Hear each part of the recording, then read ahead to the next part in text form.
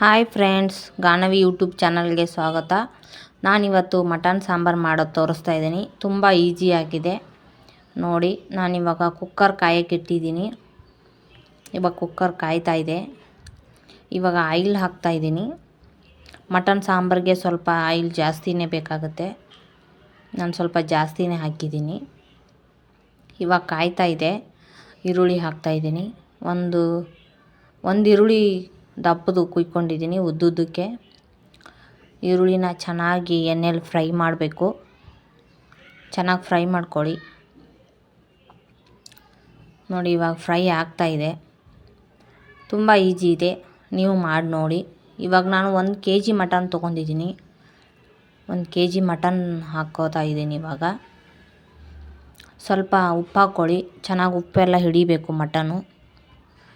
ಆಮೇಲೆ 1 ಸ್ಪೂನ್ ಚಿಕ್ಕ ಸ್ಪೂನು ಅರಿಶಿನ ಪುಡಿ ಹಾಕ್ಕೋತಾ ಇದ್ದೀನಿ ನಾನು.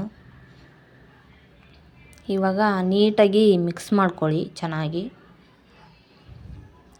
ನೀಟಾಗಿ ಉಪ್ಪು ಎಲ್ಲ ಹಿಡಿಬೇಕು, ಅರಿಶಿನ ಎಲ್ಲ ಕಲರು ಚೆನ್ನಾಗಿ ಮಿಕ್ಸ್ ಮಾಡ್ಕೊಳ್ಳಿ ನೋಡಿ. ಇವಾಗೆಲ್ಲ ಮಿಕ್ಸ್ ಆಗಿದೆ. ನಾನು ಒಂದು 5 ನಿಮಿಷ ಮೇಲೆ ಮುಚ್ತಾ ಇದ್ದೀನಿ.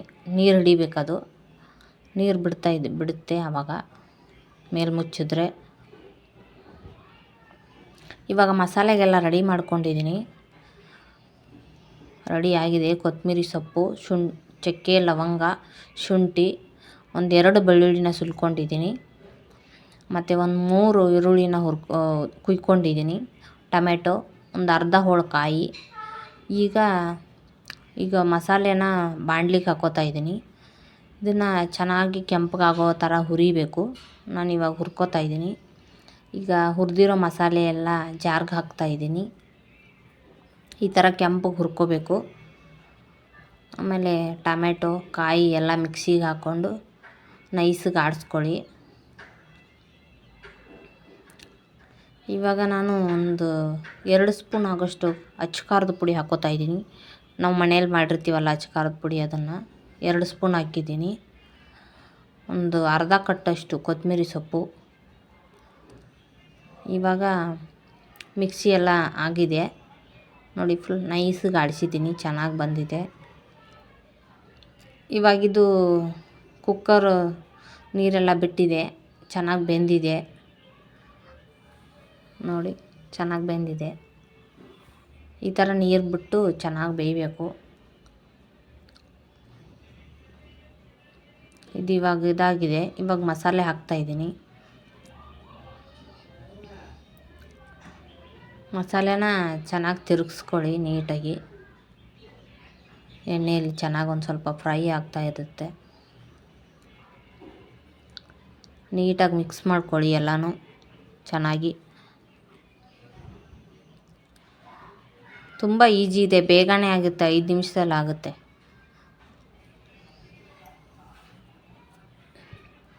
ನಿಮ್ಗೆ ಎಷ್ಟು ಬೇಕೋ ಅಷ್ಟು ನೀರು ಹಾಕ್ಕೊಳ್ಳಿ.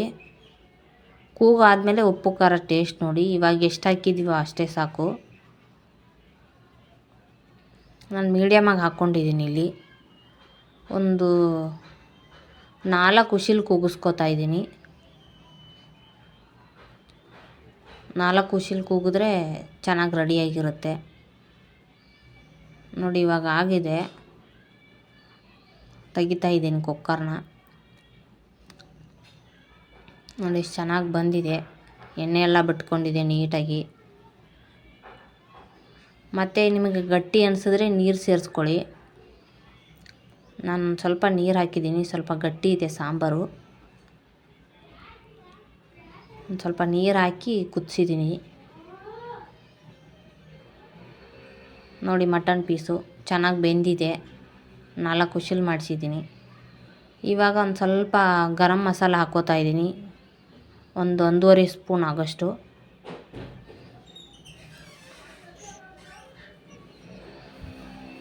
ಇದನ್ನು ಚೆನ್ನಾಗಿ ಮಿಕ್ಸ್ ಮಾಡ್ಕೊಳ್ಳಿ. ನೀಟಾಗಿ ಮಿಕ್ಸ್ ಮಾಡ್ಕೊಂಡು ಈಗ 1 ಕುದಿ ಆಗೋಷ್ಟು ಕುದಿಬೇಕು.